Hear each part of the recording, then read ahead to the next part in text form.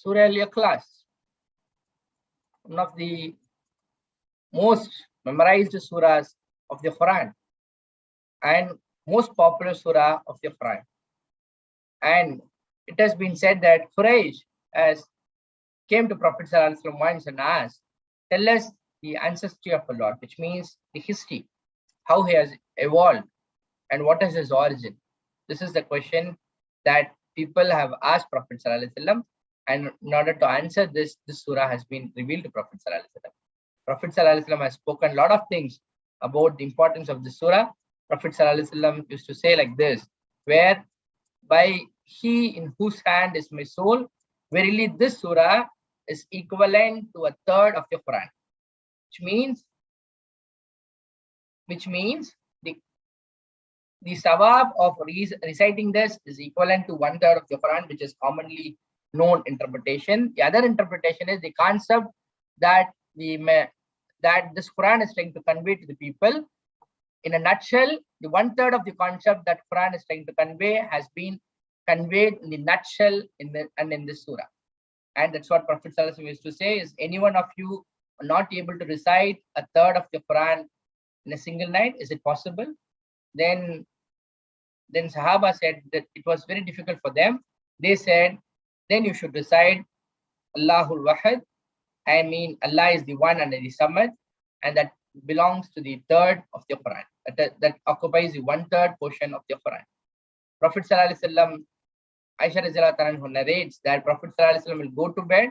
Every night, he would put his palm together and blow into them, and he would recite this surah, Surah Al-Ikhlaas, and the next two surahs, Surah Al-Falaq and Surah Al-Nas, and he would wipe whatever he was able to of his body with his palm, and he would begin wiping his head and face with them in the front of his body. He would do this, wiping his body 3 times, and this has been recorded in a lot of hadith books.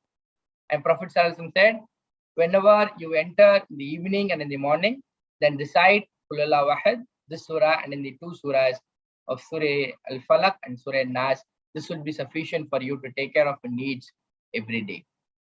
With that, to say it like, if somebody wants to know the definition of who is God and how a God would be, a litmus test to find out who is God.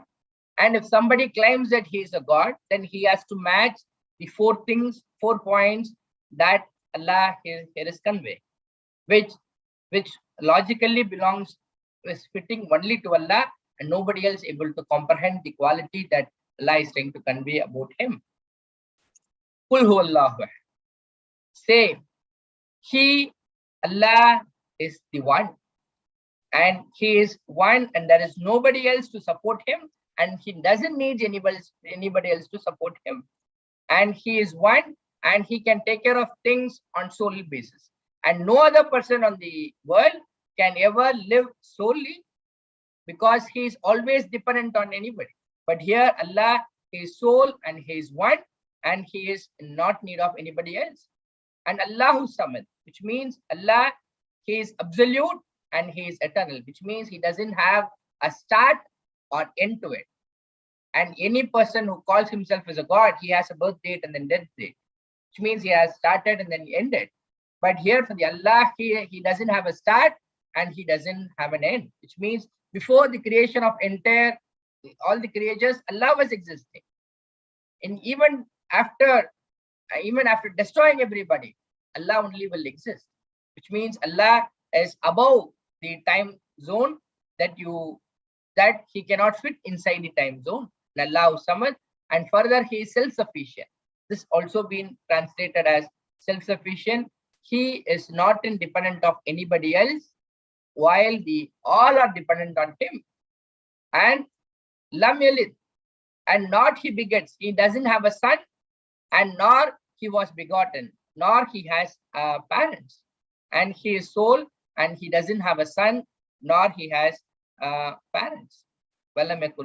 And no one in this world, and no one is equal to him in the kinds of attributes that he possesses, and nobody else can able to match to the quality or the attributes of Allah, not is for him equivalent anybody else.